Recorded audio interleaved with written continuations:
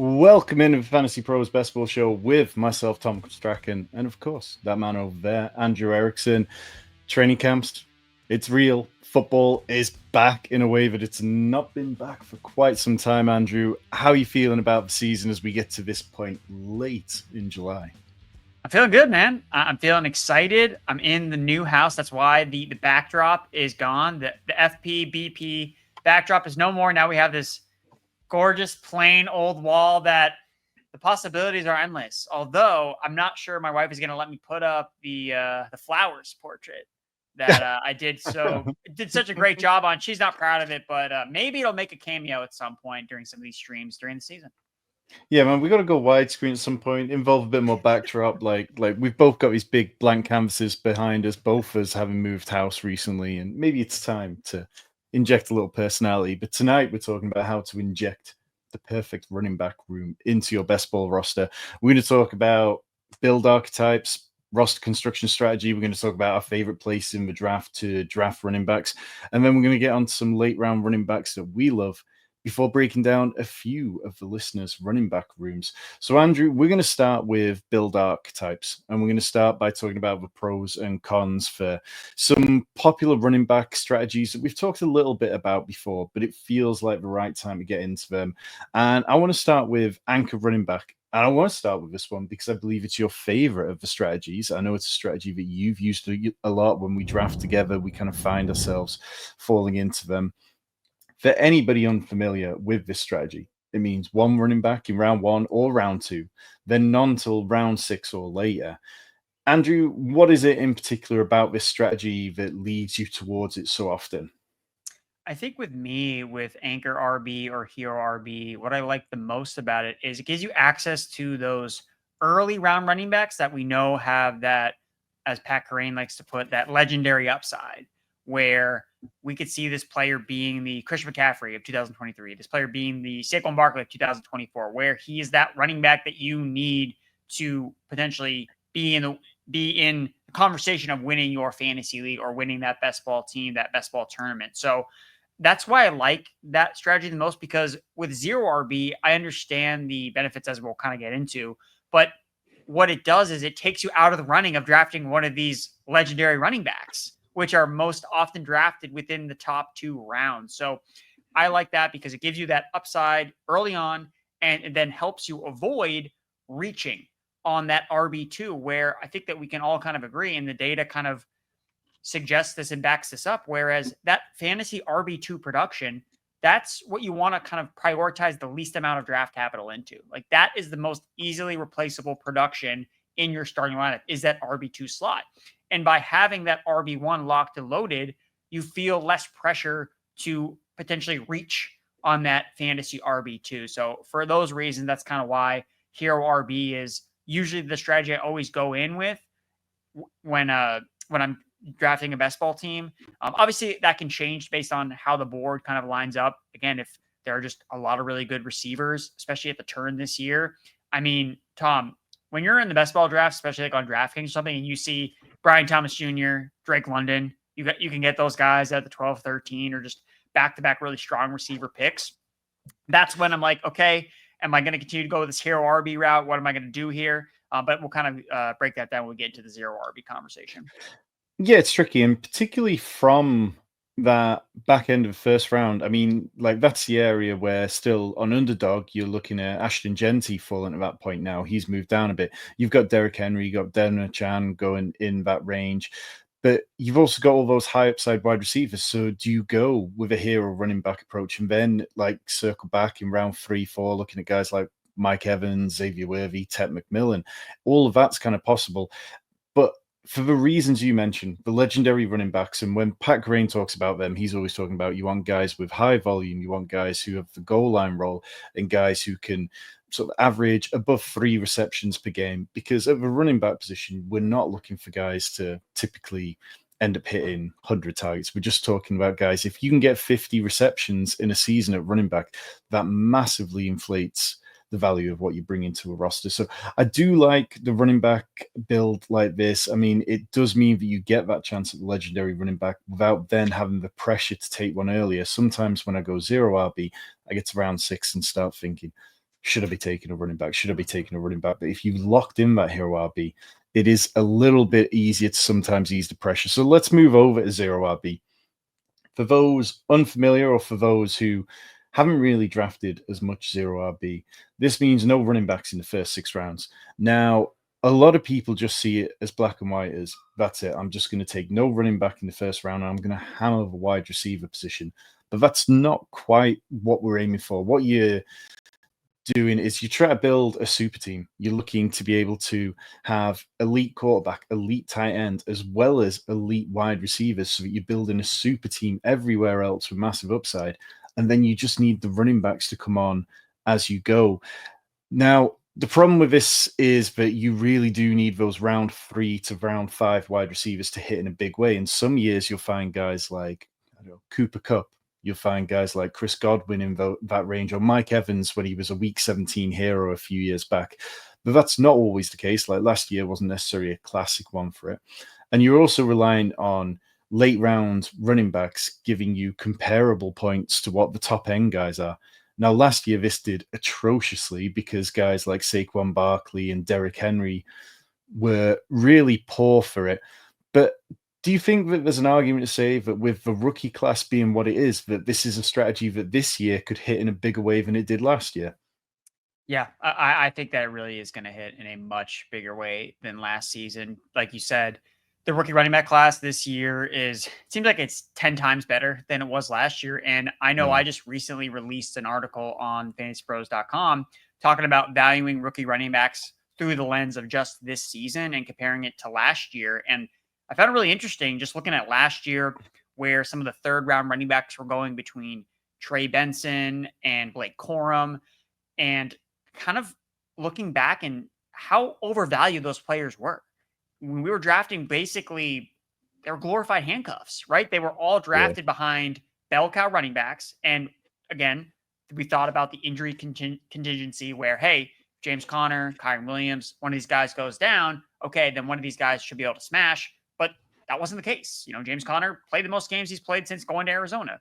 Kyren Williams obviously stayed healthy all season. So going back to the point, part of the zero RB strategy is making these high-end running backs, especially the ones that see a ton of volume, hoping that they fail in some capacity, whether they get banged up, whether they miss time in some capacity. So when I think zero RB for this year, I'm thinking about a team that you have an elite quarterback, you have an elite tight end, it's loaded with receivers from rounds 3, 5, 6, 7, and then Tyler Allgeier, right? Tyler Allgeier is the guy that's going to be in one of your RB slots, and you think after the draft, man, this RB team sucks. But if Bijan Robinson, who I know isn't really clumped together with a lot of these other players that are coming off massive workloads, but he has over 600 touches the last 2 seasons. So he actually has had a lot of touches. Now he's a little bit younger, which is why I'm least concerned about him not being able to hold up. But the facts are the facts. And when you come off 600 touches over 2 seasons, your probability of getting banged up that 3rd season, there's a high likelihood. So Tyler Allgeier could kind of be the poster boy of zero RB because not only can he be a hit if Bijan is a miss, it also means the team that drafted Bijan is probably dust. So it's kind of twofold that way. Yeah, absolutely. And, if you're going to hit on zero RB, it really comes down to the guys in Tyler Allgeier's range. Like, go back last year to Bucky Irving. Now, Bucky Irving was somebody who was a massive hit for me. He helped me finish number 2 overall in Fantasy Pros sleeper ranking contest from last year. And he hit in a perfect way. You need guys like that, and to have a real true zero RB build, you need multiple guys like that to hit in a way that is comparable to the top guys at the back end of the season. But the flip side of this is the double hero RB build, which involves just getting away from all this fading running back stuff that we've talked about. It's not like hero RB. It's not like zero RB. Instead, it is putting at least 2 of your eggs in the basket of the running back position. And look, the winner of Best Ball Mania of the year, that Pat Kerrane won it and won $2 million. That was a double hero RB build with Austin Eckler and I think it was maybe Saquon Barkley. You go back to last year on DraftKings, and the winner of the Millie Maker there was a Derrick Henry Bijan team. And it just brings, when you get that double hero RB team, it means that you've got so much volume, so much pass catching upside. It allows you to go light at running back elsewhere throughout your roster, because if those two guys that you've drafted in round 1 and round 2 don't hit in a meaningful way, then you're toast already. And it might feel difficult to say that about a roster, but that's just the reality with double hero RB. You're putting all your chips on those guys staying healthy. And then it does make you very reliant on wide receivers rounds 3 through 7. One of the big problems I have with it is that if I go running back to start a draft, then I feel like I'm catching up on wide receiver so much for the next 4 or 5 rounds that even if an elite quarterback or an elite tight end falls to me at a little bit of a value, I really struggle to take them. Andrew, have you been doing much double anchor RB this year? Because there are some good options between round 1 and round 2 this year. Yeah, I have not been doing this strategy as much, and it goes back to the player pool this year. With this rookie class, I think that you're almost kind of putting yourself behind the 8 ball where, because you draft 2 running backs early on, unless maybe if one of them is Genty, maybe the conversation is a little bit different, but chances are you're then not going to have as much access to some of these rookie running backs like you would, because you went so aggressive. Now you're going to prioritize some of the other positions. And the other thing about it is, I mean, correct me if I'm wrong, Tom, but the receivers in the first 2 rounds are stacked. There are so many good receivers that go from round 1 and trickle down into round 2. And I know we were talking about this on the Fantasy Pro show, or one that we recorded earlier today, talking about how deep round 1 is and why it feels so good to pick on the turn. And it's kind of surprising why, after the season, I was for sure Brock Bowers is going to be a first round pick. He's going to get steamed up in the first round no matter what. And then he doesn't, not because he's not worthy of a first round pick, but it's because there are so many other good players that you still have to account for in draft. And I think that just passing on so many obvious candidates who could be the wide receiver 1 overall that you can get in the middle of round 2, just so you can draft another running back when we're going to get so many of these rookie running backs popping off at the end of the season. I think that's my main pushback against the hero or the double hero RB strategy. Yeah, because I mean, at the minute you can start drafts, like if you want to go down the double hero RB build, you could start with Bijan Robinson, Bucky Irving. You could start like Saquon Barkley, Jonathan Taylor. But the flip side is at wide receiver, you could start Malik Neighbors, Drake London. You could start Puka Nacua, AJ Brown. Like, this is a wealth of riches that we're getting in the first 23 picks this year before it feels like there's a little bit of a tier break towards the end of the second round. But man, I mean, this is just why I love this time of year, because we are going to see running backs start to get pushed up in value. It always happens around training camp when a lot of people who haven't been drafting all off season start to come in and be like, wait, Jonathan Taylor towards the end of last year was incredible. Why would he be going as the RBA? I feel like I could take him ahead of Lad McConkey. I could take him ahead of AJ Brown. So there's a lot that's going to shake out. And my best advice would be, if you are new to best ball, or if you haven't done lots of best ball drafts, get in some of the low budget drafts, whatever platform you're in, and just try these different builds. Because until you try these different builds, it's really difficult to see how your roster is going to shake out. And you can also do this on the Fantasy Pros mock draft wizard, like in seconds, and you'll start to get a good feel for what your wide receiver room is going to look like. But of course, myself and Andrew will be here on Twitch every single week until the season starts, talking about all this stuff in the Best Ball live streams. You can be smart, like Coltrane Gaming, who just subbed to the channel over here on Twitch, 4 p.m. Eastern every single week. Myself and Andrew just breaking it all down. We'll be doing live drafts every other week. We'll be talking about strategies like we are tonight, stacks, sleepers, everything like that. All you got to do is get over here to Twitch every Monday at 4 p.m. Eastern. Bring your questions, bring your comments, because later on, we're going to be looking at some of your rosters and giving our thoughts about what we might have done differently. Andrew, next, we're going to start talking about our favorite running draft back spots within the draft. I'm going to snipe ahead of you a little bit here, because we kind of overlap a little bit. But the area of drafts I like historically is perhaps not one this year that maybe is as enticing as it's been in some other years, but I still want to talk about it. It is picks 73 to 110, which is about rounds 7 to 10 in drafts. Now, over the last few years, this has been a really lucrative area of the draft. there's been, like, you go back to 2021, we got Leonard Fournette, who was the RB5 that year. We got James Conner, who was the RB7 that year. Melvin Gordon, AJ Dillon, Devin Singletary, all these running backs who outproduced their ADP. And ever since then, I've kind of been a little bit obsessed with this range. Like, you consistently saw over the last 3-4 years that between 56 and 60% of running backs in this range would outplay their ADP, which is what we're looking for at the running back position sometimes. We're looking for values if we're not getting massive hits. Now, last year wasn't a classic year for it. There was James Conner, who did it in a pretty good way. Brian Robinson was a bit of a miss for both of us. We were quite high on him. Jonathan Brooks, who was an atrocious pick by the time all was said and done. And then Jalen Warren, who was kind of fine. But this year, there's Isaiah Pacheco, Tony Pollard, Brian Robinson once again, Jordan Mason and Aaron Jones, Tyrone Tracy and Cam Scatterbo, and Travis Etienne. So whilst I don't have as much confidence as I did in it last year, where last year I was trying to get 2 running backs in this range quite often, I still kind of want to take shots at all these guys and mix in them. And there's part of me that's tempted to look at guys like Aaron Jones and Jordan Mason or Tyrone Tracy and Cam Scatterbo and go, can I draft both of them on a team? Would that work out? How do you feel about those guys? Because I know your range is somewhere else that we'll get to in a minute.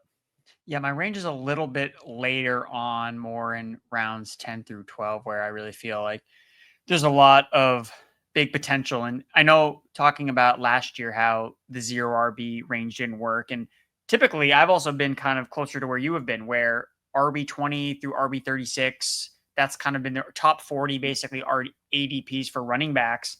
And last year, again, similar to how 0 RB was terrible, this range sucked last year too. It was really bad. It was until after this range where we finally got, okay, Chase Brown, okay, Chuba Hubbard, okay, J.K. Dobbins, Rico Dowdle. Like, that's where those picks were. And that was more at the back end, outside the top 40, between RB 37 and RB 44. So I think for me, it's really less about the specific range of running backs and really honing in on the archetype of running back that you are drafting. And this also ties into the whole running back dead zone conversation. Now, the dead zone itself has really changed a lot, because it's not just the same picks. It's not pick rounds 4 through 6. Oh, this is the RB dead zone. Just don't draft any running backs in this area. I don't think that's really the same. It's been pushed back because drafters have gotten wise to know we want to draft the receivers first in this range. Although more casual leagues, you're going to see running backs be drafted a little bit closer to the traditional dead zone. But I think the main takeaway is the avoiding the dead zone archetype players. Like, just because like, if it look and feels like a dead zone back, it doesn't matter where they're going. Even if it's like, because if a dead zone back bottoms out, it doesn't matter if you draft him in round 4 or round 8. It's going to be a bad pick either way. Yeah. Just because it's a less of a bad pick in round 8 than it is in round 4, and it hurts your roster less. But nevertheless, like Zamir White last year, right? Just the poster boy for dead zone running back. It didn't matter where you drafted him. He could have been drafted in round 12 and he would have been a terrible pick. So that's something I always try to pay attention to, is the archetype. And going back to what you said a little bit earlier, who could pop in receiving, who could have a red zone type of role. And I know that's why, like, Jordan Mason, for example, is a guy that I know you mentioned him. I really like drafting Jordan Mason. Yeah, and that's why these guys interest me, because I don't think there's none of them who I think we can project to have all 3 of those tick boxes in terms of large volume receiving work and goal line work. But I look at Isaiah Pacheco and I think that goal line work and volume are on his side. Tony Pollard probably sees a mix of all 3, but to a lesser extent than we'd really like. Brian Robinson isn't going to get receiving work, but could probably get the goal line work and a decent amount of volume. We saw that last year. He just didn't turn it into explosivity, which, fine. I'm willing to go back to the well at this price point. Then Jordan Mason, goal line role, maybe the volume if Aaron Jones gets injured. Aaron Jones, we know, can do the receiving work, and we know that he's a good player. Tyrone Tracy, again, is he somebody, can we finally see more of receiving work for a guy who used to be a wide receiver in college? Cam Scatterbo, obviously, as the rookie, there's a lot of unanswered questions there. And then Travis Etienne. What if Baishal Tulin just continues to fumble the ball? What if Tank Bigsby just goes back to year 1 Tank Bigsby? So I think it's an interesting range, but it's not a range where I'm willing to really hammer the position. But the next area would be the area which you're most interested in, rounds 10 through 12. Now, that is an area, no matter how you're building your draft team, unless you've gone robust RB or double anchor RB, you're probably looking at taking 3 to 4 running backs sometime. So, what in particular makes these 3 rounds stand out to you? Well, I think that this round is really interesting, or these rounds are really interesting because there are certain running backs that can fit different types of builds. So if you are going with a zero RB approach, well, you have guys from rounds 10 through 12 that have somewhat projectable volume. Now it's fragile to an extent, but hey, if you need someone to be your RB2, if Javonte Williams is the Dallas Cowboys starting running back to start the year, then he can provide some early season production for you. I still think that J.K. Dobbins kind of seems a little bit underrated, even though a lot of the reports we've gotten out of Denver are that he's going to be the week 1 starter. Now, we've seen this story with Dobbins every year where he starts out great and then he's never there at the end of the season, but that can still be valuable based on what type of build that you're doing, right? I think that, and we've talked about this on a lot of different shows, Tom, where you don't just want to balance the positions on your best ball roster. You want to balance out the pockets of production where we know that the young players, they tend to peak in the second half of the season, where you have the veterans that are just trying to hold on to their jobs. Yeah. A lot of times, like, you don't want guys like Dobbins or Javonte because you know that they're not going to last. But if you haven't invested in any type of early season production, then those guys can pop off. So those are 2 players that I think are kind of interesting in zero RB builds. And then a guy that I think that we talk about on every show, just that's undervalued, is Rashad White, where not only does he have the injury contingency upside of a fantasy RB1 like he did in 2023, but he's probably going to have a standalone value on the Tampa Bay Buccaneers as a pass catcher out of the backfield. I think that you could probably compare him to the Nick Chubb, kind of in that Kareem Hunt role where he's catching passes from Baker Mayfield out of the backfield. And given the fact that Tristan Wirfs is going to miss probably the first month of the season, the Buccaneers starting offensive tackle, Baker Mayfield's not going to want to hold on to the ball. He's going to want to get it out quick, and that means Rashad White's going to catch passes. So in full PPR, Rashad White is one of the easiest clicks that I think that we've made we've made a lot in some of these live drafts that we've done. Yeah, and that's it. I think sometimes it's accepting that you might not love the player. Like, look, we've probably both wrote various points over the years about the downsides with Rashad White, but it's understanding the format. Like in full PPR, Rashad White is such an easy click because we know he's going to have a role on third downs. Now, that's not to say that Bucky Irving isn't going to catch a ball. Bucky Irving is an okay pass catcher in his own right, but Rashad White, that's what he excels at. That's what he's done really good. And Rashad White, for what it's worth, also last year with the Bucs offensive line being what it was, actually put up career bests in a whole host of numbers like yards per carry and success rate. Now, obviously, that isn't the highest bar to set given how bad he was for a huge amount of his career. So yeah, I'm very much there with you. In terms of running backs in this range who could get pushed up, are there any running backs that, like, if they got pushed out of this range, say a guy like J.K. Dobbins, if J.K. Dobbins starts breaking the top 100 and going ahead of Trevor Etienne, would you still draft him? Or let's say like Isaac Guerendo, if we get a report that CMC's calf is playing up or something, and Isaac Guerendo suddenly gets hyped into like round 8, would you have the same level of confidence in those guys then? I don't think so. I think that one of the main foundings, or one of my major findings from the article I wrote about, valuing the rookie running backs or just running backs in general, was it seems like just paying a lot for handcuffs doesn't work. It's just not a really smart way to spend a lot of your draft capital, because we're overconfident in projecting which guys are exactly going to get hurt and then over projecting what the roles are going to be. I mean, I know that we both like Will Shipley as the handcuff running back to Saquon Barkley coming off his massive workload, but even I have some hesitance saying, oh, well, he's going to be their 3-down workhorse, like no matter what. Like, maybe that could happen, but I wouldn't lock it in as this is definitely going to happen for him. So let's talk Dillon Sampson then. Dillon Sampson, one of the biggest rises and fallers over the last couple of weeks, over the last, basically few months, really, because he's up like 36 spots on Underdog in the last week. On FFPC, he's up 33 spots. Now, he currently sits as the RB50 in round 13. let's say hypothetically, if Quinshon Judkins got the kind of suspension which people think he's liable for and was out for somewhere between 4 to 6 games, Dillon Sampson is probably going ahead of Zach Charbonnet, I think, within that range. I think you could be talking about maybe as high as like what, round 8? Would you be interested in a guy like Dillon Sampson at that point, knowing that when the Browns drafted him, there was probably a bit of vision that he'd be the lightning to Judkins' thunder? Yeah, that was a tough question to answer because you feel like you're obviously paying a lot for a player that was severely undervalued before the Judkins suspension or potential suspension and the incident occurred. And you assume that this probably will be a platoon of some sorts because Jerome Ford, yes, it seemed like they were ready to move on from him, but now Jerome Ford, he's showing up to training camp being, hey, Judkins isn't here. I am still here. I know I took a pay cut, but I still want to play. And I showed you guys last year. I mean, he was fine last year. He could break off Yeah. some big plays. He can be used in the passing game. And I know that I was reading from Cleveland.com, Mary Kay Cabot. She was talking about how they would use Jerome Ford as the bell cow to start the year. And it would be Dillon Sampson in a change of pace, change of like that third down type of role.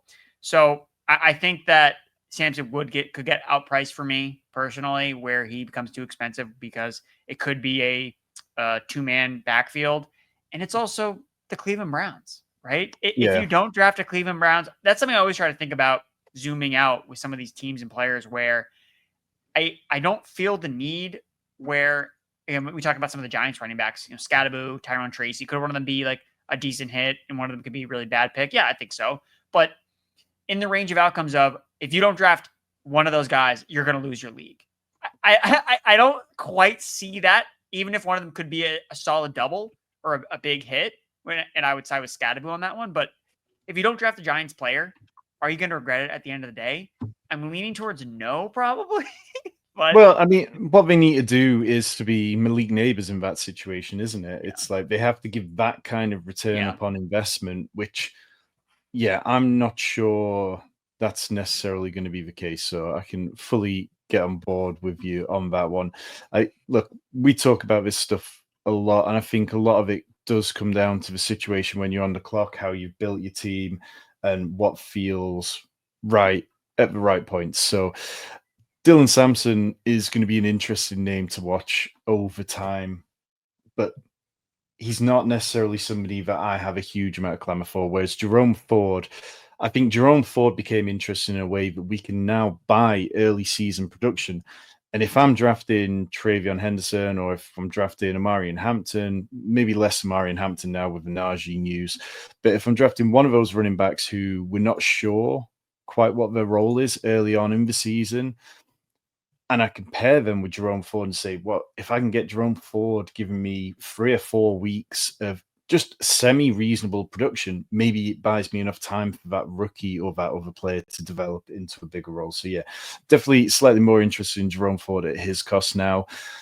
But if you want more best ball stuff, all you got to do is get over to fantasypros.com/best ball for our 2025 best ball draft kit. It's got all this kind of conversation. If you're enjoying this tonight, talking about how to build out your running back rooms. We've got roster construction strategies for every single format. We talk about every single format, whether it's DraftKings, Fast Draft, Underdog, FFPC. We try to cover them all to help you get set up for a massive year. You get expert rankings, stacks, rookie breakdowns, ADP rises and fallers, all of that and more from myself, Andrew, and some of the many other talented writers at fantasypros.com. Our best ball draft kit gives you everything you need to draft smart and win big in best ball this season.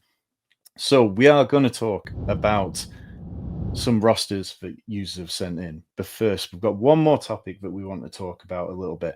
And maybe we've kind of already danced around this subject a little bit, Andrew. But from round 15 onwards, who are your favorite running backs to draft who have the potential to turn into a Bucky Irving from last year or Kyren Williams from the year before? So one running back that I feel like I've grown on the most, especially when it comes to the rookie class, and it's one that we drafted a couple weeks ago, is Trevor Etienne for the Carolina Panthers. And I think that he was kind of suffering from, I don't think anybody, and I don't want to again, I'm sure there were people out there that were pounding the table for Trevor Etienne in some capacity. I know I wasn't one of them. And it seemed like that was the general sentiment with him, where he wasn't someone that a lot of people were super excited about because he got drafted in the 4th round and nobody seemed to care.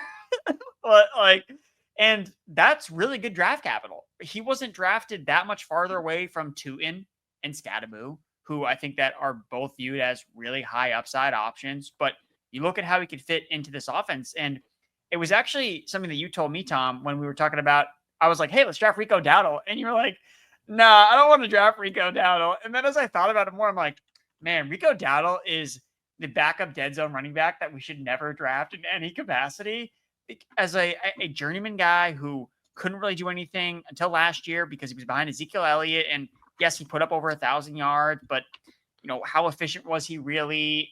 Is he someone that we could really expect to be a separator? And it's just like, is he just a handcuff to Chuba Hubbard and he's just the backup? Whereas Etienne actually offers a path to, because he can be used in the passing game, because he's pretty elusive in space. Hey, he can actually carve out a role alongside Chuba Hubbard, who has shown, yes, he can be a volume guy, but not really efficient as a pass catcher. And even last year, the minute that Jonathan Brooks came back, they put Jonathan Brooks on the field to catch passes out of the backfield. So is Trevor Etienne now taking over that type of role? And he's free in all of these drafts, and yet pretty good draft capital. Carolina Panthers, an offense that we're, I think, optimistic about, especially from a run blocking perspective. I think that they can make some noise. Their defense isn't really good, so they're going to be in a lot of shootout and game environments. So Trevor Etienne to me is someone that I'm just, every time I look, I got to push him up the rankings, and I think that he's a legitimate sleeper because, again, I hate to be cliche, but nobody's talking about this guy, Tom. Yeah. Well, I'm going to give you 2, and I'll start with one who nobody's talking about and who, much like yourself, I have to draft pretty much at every opportunity, and I have to start telling myself not to. Last time I checked my exposure through a couple of hundred drafts, I was at 33% on Marshawn Lloyd. And last year I drafted too much Marshawn Lloyd, and obviously it did not work out for me. It was about as bad of a rookie year for him as it could have been off the field. It was hamstring, it was muscle core injuries. And then when he did get back, finally, it was like appendicitis. Like, he really struggled, but the Packers loved him in preseason last year. They loved what they were getting. They feel like he's done really well. Josh Jacobs has taken him under his wing, and apparently they've been training together, and Lloyd has looked really good. The Packers ran the ball at the 3rd highest rate last year. Now, they are probably going to regress towards passing a little more this year with the additions of Matthew Golden. And look, we both love Tucker Kraft. But I just think Marshawn Lloyd has a chance to very easily be the RB2 on a team which we know could run the ball a lot. And if anything happened to Josh Jacobs, that would be a huge role and very valuable. Yeah, the thing with Lloyd is just a matter of the durability, right? This was something that it was an issue in college, and it was an issue right from the jump in as a rookie. And again, it's not all his fault. The fact that he dealt with really weird injuries. And it's funny because I remember in the limited time that he played, I think it was really early on, but he took the ball, have this really nice run up the left side. I was like, okay, this guy's got some juice. And I think that that's a good compliment to a Josh Jacobs type player. I think the Packers are going to throw more. So Lloyd, I remember in the, I think it was Coach Speak Index that was tweeting about it, was they were talking up Lloyd at the end of the season as a pass catcher. Like, they're excited about this guy. And it's a lot to be excited about a guy when he barely played his rookie year, that, hey, they still are holding out hope that he can do something. Just get him on the field. Let's get this guy healthy. And I think that the Tank Bigsby example is something to not forget, where there's a second-year running backs, even ones that completely dud out as rookies. There's a chance that, again, as bad as the second-year running, or as bad as the rookie class was last year between Benson and Wright and Lloyd and Corum, one of these guys is going to pop in year 2. So the fact that they're all cheaper than they were last year because they all flamed out, I think it's worth taking shots on some of these second-year running backs that are just so, they're just free because they didn't fire in year 1. I think Lloyd is definitely one of those guys that fits in that category. Yeah, and for me, it's just not giving up on a player who this time last year I had a level of confidence in, and then because of the freak injuries and the issues like that, not to just be so burnt that I don't go back to it. Because the amount of times in fantasy football you can be burned by a player and then give up on them only to then miss out, and then you go back the next year and that's the year that they flopped. Like, I'm just willing to take the chance on Marshawn Lloyd at the cost. But one of the other guys that I'm very much in on and taking a lot of is DJ Giddens. Like, DJ Giddens was somebody coming into the draft that I had high hopes for a really good landing spot. And when he went to the Colts, at first you're going, I don't know, that's a little bit of a game. That's a little bit of a tough battle for him. But then you look back, and since 2021, Jonathan Taylor started 11 games, 10 games, and 14 games. Like, he has not been the picture of health. We know that while he's an okay pass catcher, he's not exactly Christian McCaffrey when he gets the ball in his hands. So I'm willing to say that DJ Giddens can earn himself a role, and that if anything happened to Jonathan Taylor, I have no concerns about Khalil Herbert, who I believe is still in Indy. Sadly, we've talked about Khalil Herbert enough over years that I think I'm ready to move on to the next backup running back of choice, which in this case, DJ Giddens. Yeah, it took me probably too long to just move Giddens ahead of Herbert because I've just been such a big Khalil Herbert fan, but just the writing's on the wall. He basically got no money, and he may not even make the team when it's all said and done. Just teams hate Khalil Herbert and pass pro more than anything else. They refuse to let that guy catch passes, and it's because he's just not good in pass protection. He's really explosive, but not someone that they can trust on third down. So I like Giddens. I do think that the question marks about if him carving out a standalone role, I guess we'll kind of see what happens. I know they still have, I just looked up the depth chart. They still have Tyler Goodson hanging out on the roster as someone that they might trust a little bit more in pass protection versus a rookie. So I think that watching him be like, hey, can Giddens supplant Tyler Goodson in this pass catching role alongside Jonathan Taylor? Just because last year, all the handcuff running backs that were rookies they just didn't deliver on their value. So that's something that I'm trying to keep in mind of. And I guess the question for you, Tom, about Giddens is, with his skill set, obviously if he's in the Jonathan Taylor role, then he would obviously be a major hit. But how much do you think that they're really going to involve the running backs in the passing game anyway? Because you have two mobile quarterbacks, and I mean, you have an embarrassment of riches at receiver and tight end. So that's my one hesitance about Giddens is, yes, I see he has a path. Again, in college, he did catch passes, but in this offense specifically, are they even going to really use him in that role just based on who they have at receiver and tight end? I think that's an excellent question, Andrew, and I fully accept it. If Anthony Richardson's out there, then yes, this could be catastrophic from a pass catching receiving work. But I've been assuming it's Daniel Jones for a little while now. We've talked about this previously, but since the start of the year 2000, you go back and look at quarterbacks with 250 plus dropbacks, and there's only been 3 who completed passes at a rate of under 50%. Tim Tebow, who after that year started 3 games. Jamarcus Russell, I think it was, who never started again in the NFL. And then Anthony Richardson, who at 47.7%, I think the number is off the top of my head, is the lowest completion rate of any quarterback. So I've been assuming Daniel Jones. And when it comes to Daniel Jones, yes, he's not perfect, but he will get the ball out fairly quick and he'll get the ball out short.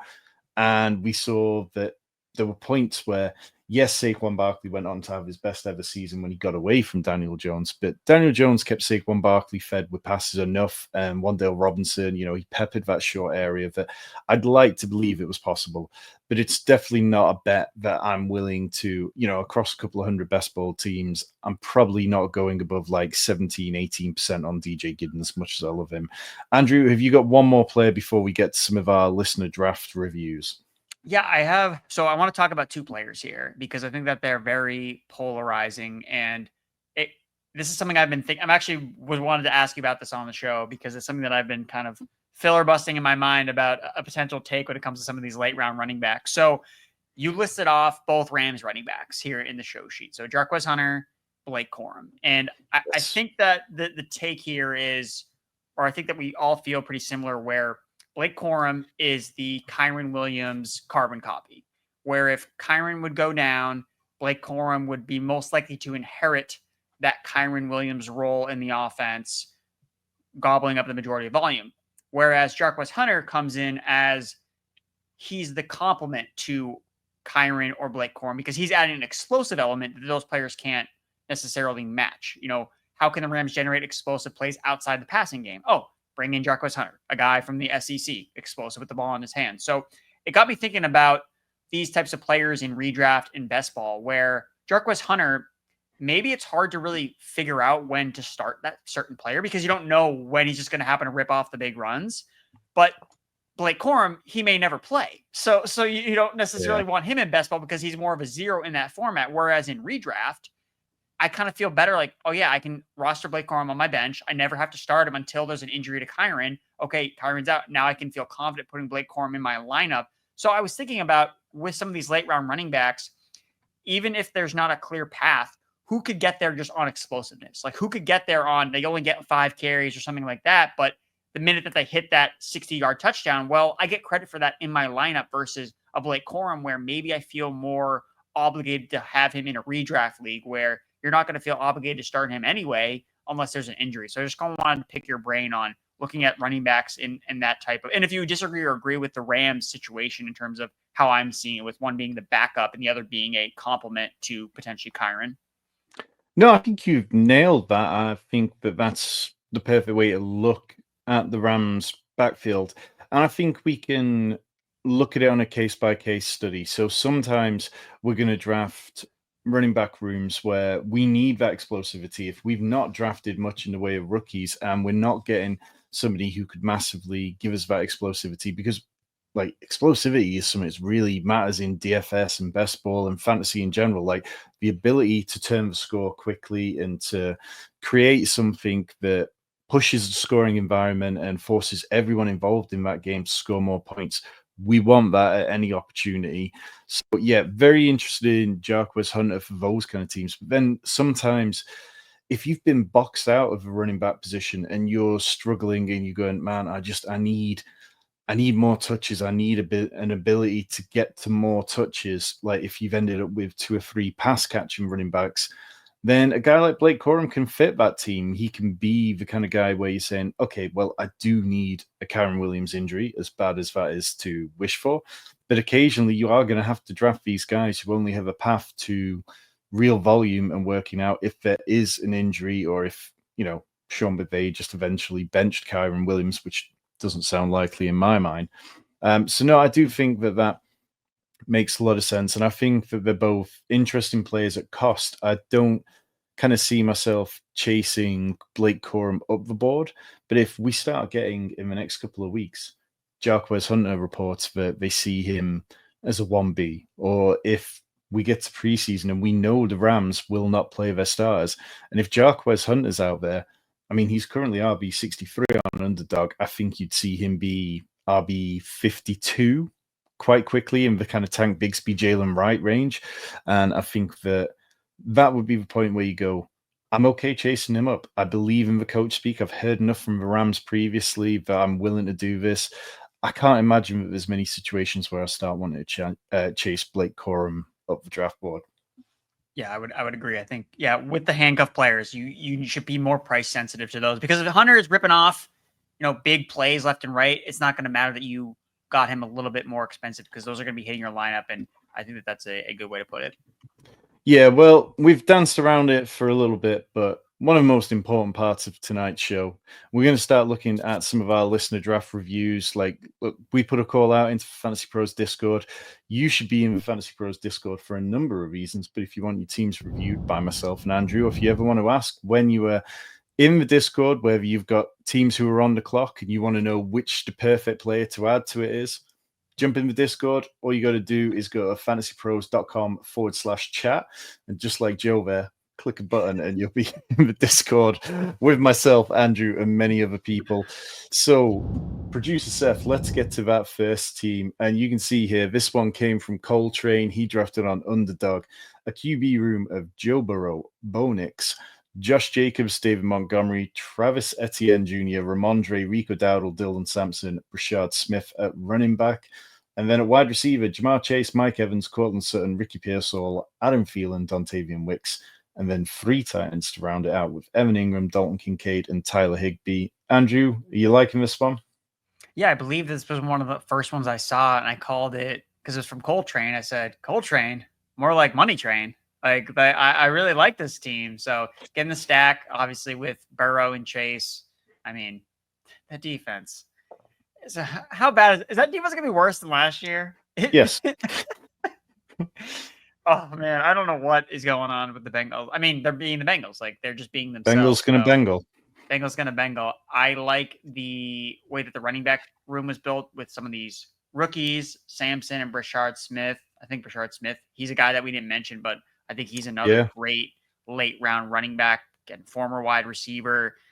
I know that we talk about roles with the Chiefs, and it's usually very fixated on the Rashee Rice role, but Jerick McKinnon. If there's a Jerick McKinnon role in this offense, Rashad Smith seems like he'd be the perfect fit given his experience as a wide receiver. So, yeah, I like most of these picks. I would say the Panthers guys. I'm probably again. You've turned me off of Rico Dowdle a lot, so I gotta tip my hat to you on that one because after being convinced that this guy, maybe this guy's kind of good, and then thinking about his entire body of work, like maybe he just went to back to Carolina because he's from South Carolina, and then maybe he was more of a homecoming for him. And Adam Thielen, I still think he might retire. Like that's my only concern with Thielen is he might retire.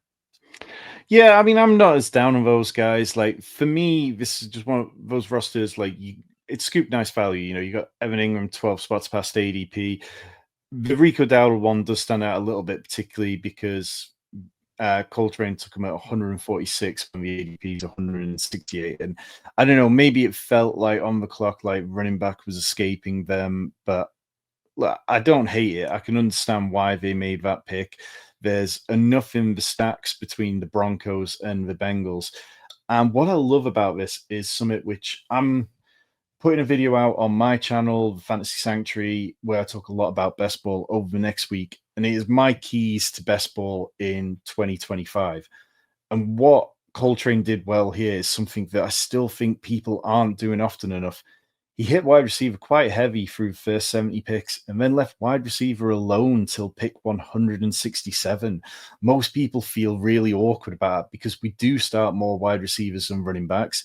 And because wide receiver has been so valuable over time that people feel the need to. But Hayden Winks of Underdog Fantasy, who should know as much about this as anyone because he spends so much time analyzing the ADP trends for Underdog, he's shown that people still sometimes, when they draft wide receivers heavy early, they continue to draft them to a point that they probably shouldn't have. So I really like the fact that Coltrane completely eased back the best part of 100 picks. And I think that this is plenty of upside. It might not look necessarily like the sexiest roster, but I just think that there's enough there that it should carry it. And I'm really interested to hear how this one does for Coltrane when we get to the playoffs. Let's move on to the next one. And we've got a bit of a different format here from Fly Chris Rams, again, submitted in the Discord.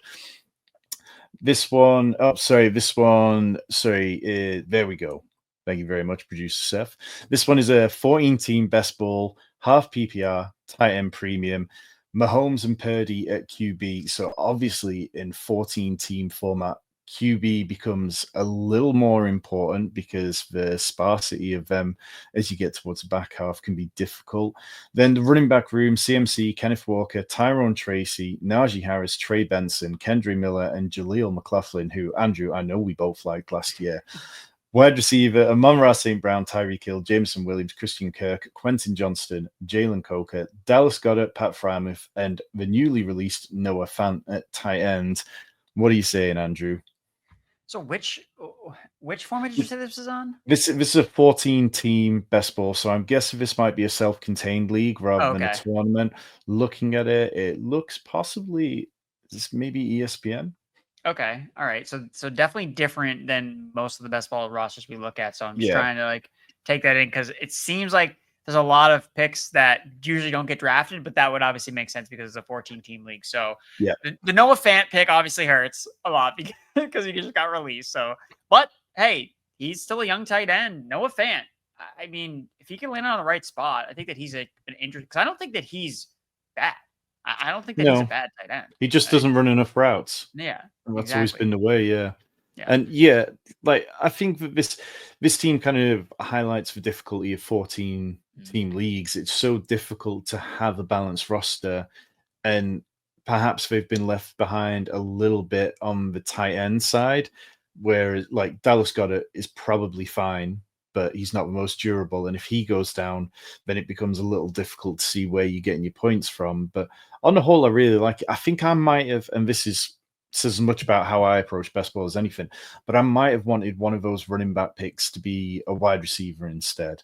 Like CMC, Kenneth Walker, Tyron Tracy, Najee Harris. Like when I look at that through the first 100 picks, as well as Mahomes, Purdy, where they probably went, I feel like if I could have maybe got one more wide receiver before Christian Kirk ends up as my wide receiver 4, I'd feel a little more comfortable. Yeah, I think that I agree with that. I'm trying to see where I feel like this roster has some second half firepower. And that's Well, kind of where yeah, I am a little skeptical of, okay, because I don't see a lot. Are there any rookies on there's this? no rookies on this Okay. one, yeah. Which, Okay. yeah, that's definitely a worthwhile thing to bring up. Would you have been better served instead of Kendre Miller or Jaleel McLaughlin maybe taking shots there? Like, I mean, I like Jalen Coker, he's Yeah. fine, but maybe instead of Pat Fryermuth, if this team had gone with like Elijah Arroyo instead, then it suddenly looks very different. Now, obviously, that's a great upside case and shoulda, woulda, coulda. But yeah, sometimes it's the rookies are the guys who increase in value a lot around this time of year. So it is worth remembering that trying to get 2 or 3 of them onto a roster sometimes can be worthwhile. Yeah, and I would even say, again, going to your back to your point about maybe moving away from some of these running backs for a wide receiver, even just from a stacking perspective. I understand that the Mahomes receivers are a little bit more expensive, but I don't see. So yeah, you obviously have McCaffrey stacked with Brock Purdy, so that's good. But missing out on any of the 40. I mean, I think even like Brandon Ayuk maybe would have made sense on this team. Again, I don't know what he's going to do to start the year, but you have him potentially as that late season hammer if he can get back to 80%, up from the ACL injury, especially in the late half of the season. You could see him having a big role, but I just see a lot of front end production here, even with like Christian Kirk, Tyreek Hill, Amon-Ra St. Brown. Tyreek Hill's an older player. If he's going to produce, I think he's probably going to be early on in the season, not necessarily later. And then Kendrick Miller and Jaleel McLaughlin. I guess I'm just really interested to know, and maybe we'll have to get the full board. I'm kind of curious of who else would be on the board at that time. And if there were Yeah, any other rookies, just because it is a 14-teamer, so it really could have been pretty slim picking. So I don't want to bash those picks if yeah, they really were the best picks available. I mean, like you can only do so much in a 14-teamer. But absolutely. those are my, but I do like if McCaffrey and Walker stay healthy, like Massive upside. that's massive. That's huge. Yeah, fly Chris Rams. If you've got the draft board, we would love to see it because 14 teams, it just changes so much about it. We got 2 more we're going to hit on. We have got a team from Steve M was a BBM draft, and we'll get to that. And then we've got one more from Kahuna who dropped in the Discord while we've been talking. But Jamie 1190, appreciate you following the channel. Everybody watching here is getting their questions answered. You want your draft submitted? Drop them in the chat, drop them in the Discord, and we will try to get to as many as possible every week. This team, I'm assuming this is a Best Ball Mania draft. Steve didn't mention where he drafted it. Josh Allen, Brock Purdy, Christian McCaffrey, another Niners stack, J.K. Dobbins, Ramondre Stevenson, Trey Benson, Jalen Wright, Justice Hill. Then at wide receiver, A.J. Brown, Roma Dunze, Jacoby Myers, Ricky Pearsall, Emeka Egbuka, Pat Bryant, Michael Wilson, and then a tight end room of George Kittle, Ben Sinnott, and Cole Kmet. Now, this team, there's not really any massive ADP values. There's no Josh Allen stack, but they got Josh Allen paired with AJ Brown for that week 17 correlation, which really does matter when you start talking about these types of tournaments. They've got Purdy with CMC plus Ricky Pearsall, which obviously now Ricky Pearsall is going to drop in ADP, which is a little bit of a shame for this roster, but I don't feel like it's a problem. Then they've got Cole Kmet as a potential bring back to the Niners week 17 game. Cole Kmet probably not getting drafted in every single draft at the minute, which gives you a little bit of a differential. Andrew, how do you feel about this one? Yeah, at first I looked at the Cole Kmet pick and thought it was absolutely gross. But as you alluded to, that could be a real unique piece in that week 17 matchup where, like you said, Cole Kmet's not getting drafted necessarily in all these drafts, but he is a tight end. He's a proven producer at the NFL level, and he can catch touchdowns. So, especially if that week 17 matchup is the week where George Kittle isn't the anchor to the 49ers offense. And it's one of these other guys popping off because this guy's stacked up every single 49er, it seems like. So that's obviously fantastic. And I like that Cole Kmet piece. And look, he's not a bad player by any means. It's situation why he's being downgraded so significantly. And I mean, he's an ideal best ball tight end, isn't he? Yeah. He gives us those weeks where it's like he pops off for 20, then he goes back to 2 points, then he goes back to 14, like, and then he disappears for the rest of the season. So, like, yeah, at this value in best ball, it makes sense to mix him in. And when you've got George Kittle, you kind of count on that anyway. So, yeah, I think this is a fun one. We've got Kahuna in the chat who has been asking us to review theirs. They dropped it in Discord. If you want to get these in onto the show, try and get them to us in the Discord slightly earlier in the week, and we'll make sure we can knock them up for the graphics team. But Lamar Jackson, Bucky Irving, Chuba Hubbard, Justin Jefferson, Jalen Waddle, Matthew Golden, George Kittle at tight end, Trevion Henderson, Emeka Egbuka, Bishal Tootin, Trey Harris, JJ McCarthy, Braylon Allen, Rashad Bateman, Chiga Okonkwo, Sam Darnold, Will Shipley, Noah Gray. And in particular, Kahuna was asking, do we like Noah Gray as a late round player for best ball drafts? I don't know if I can't wrap my mind around Noah Gray because I was convinced he was going to do some more stuff last year.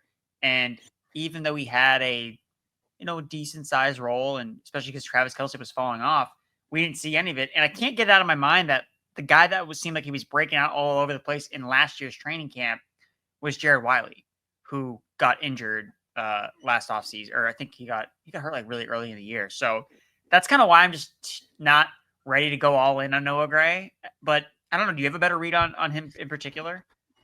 I think he's kind of fine. And sometimes, like, I've been drafting a lot on FFPC, which is tight end premium format. I know their historically 4 tight end builds have done quite well. So occasionally I'll find myself drafting him as a 19th, 20th round dart throw. If you're hedging against Travis Kelce, it makes sense to bet on him, but I'm not sure I see the upside. Like, compare his situation to Isaiah Likely alongside Mark Andrews. Now, Isaiah Likely, we all kind of believe in, but when have we seen Noah Gray really break out in a way behind Travis Kelce that would make us be massively hopeful? So I don't mind it. I do kind of see him as a dart throw for more deep formats, but in overall, I think this roster, you've got Justin Jefferson, Bucky Irving, Lamar Jackson, George Kittle with your first 4 picks. You've got Jalen Waddle, our guy, down there at the 6th round. So it would be very hard for me to criticize this roster in any way. Looking at the draft board, which Kahuna put into the Discord as well, like, it does look like a competitive league. And I think that they've done very well to put together a really nice team there. We got one question from Jamie1190. First time here watching us on Twitch. Truly appreciate it. So, in a Superflex 12-team league, what would you recommend would be the perfect spot to draft from? Is it key to get one of the top 5 QBs, or maybe even better to be between 6 and 12? Thank you. Well, thank you for your question, Jamie. Andrew, which position do you prefer to be in for Superflex drafts this year? I like taking a quarterback with one of the top 5 picks. And to me, it just puts the pressure on everyone else to make mistakes. And let me just grab the quarterback, and then they have to figure out the positional value between running backs, receivers, and some of the other quarterbacks. I would specifically say as well, if this is half PPR, I would definitely want to pick in the top 5 for quarterback. In a full PPR, I think that I might be willing to pick at the turn. And we talked about how loaded the first round is. It's pretty crazy what you can get at the skill possessions in Superflex if you're picking on the turn. It's pretty bonkers, and it's actually a really good feeling. And I know when we did Superflex best ball draft on Underdog a couple weeks ago, I mean, we started out with 2 receivers. I think it was Jefferson and Chase. Yep. And you just see that, you're like, oh man, this is sick. So, it is full PPR. So honestly, Jamie, I think I would pick a little bit towards the back end, double tap some of these elite skill position players, especially the ones that you're super confident. I mean, you could get the RB1 and wide receiver 1, and then let the chips fall as they may at quarterback. There's a lot of good late round quarterbacks you can get. And quarterbacks they're not going to score as many points because it's full PPR. The skill position players can catch up a little bit to the quarterback. So I would, I'd push it a little bit. Yeah. I mean, that draft absolutely was a standout one for us. Like, we really pushed quarterback and ended up being completely fine. We took a couple of swings later on, but it felt really good where we got our team to, because we had Chase and Jefferson in a combination that just feels amazing. Like if I'm drafting Superflex and currently doing a lot of these kind of charity tournaments at the minute, which are great fun for just trying different stuff and looking at different scoring bits. But my gut is that I want one of the top 4 quarterbacks in Allen, Lamar Jackson, Jane Daniels, and Jalen Hurts. Once it starts getting down to the Joe Burrow tier, I would rather be, because Joe Burrow does tend to go around pick 6, pick 7. It doesn't tend to be a situation where he slips much further than that because people feel the QB scarcity. So then once we're at that range, I would rather then push it and make sure that on the turn I'm doubling up like yourself, Andrew, and getting 2 guys, where that's like CD Lamb and Malik Neighbors was a combination I got on FFPC in their $35 Superflex contest. I've had Brock Bowers and like CD Lamb down in some of these Superflex drafts. Like there's a lot of fun to be had with those kind of combinations. So yes, lots of interesting stuff. And we will be back. Well, Andrew, you'll be back next week drafting with somebody, but I will be on holiday sitting on a beach somewhere. Wait, who do we got filling in for Tom? Do I know yet? I don't know, but I'm sure that you'll have somebody here who perhaps the haters will be more pleased to see. But yes, Best Ball live streams every Monday at 4 p.m. Eastern on Twitch, strategy stacks, sleepers, live drafts, and so much more. Get involved in the comments, like Jamie, like Kahuna, like Cole. There have been so many good interactions over here on Twitch, and we will be back making sure we help you as much as we possibly can all the way until the season starts. For myself, Andrew, and producer Seth, we'll catch you next time.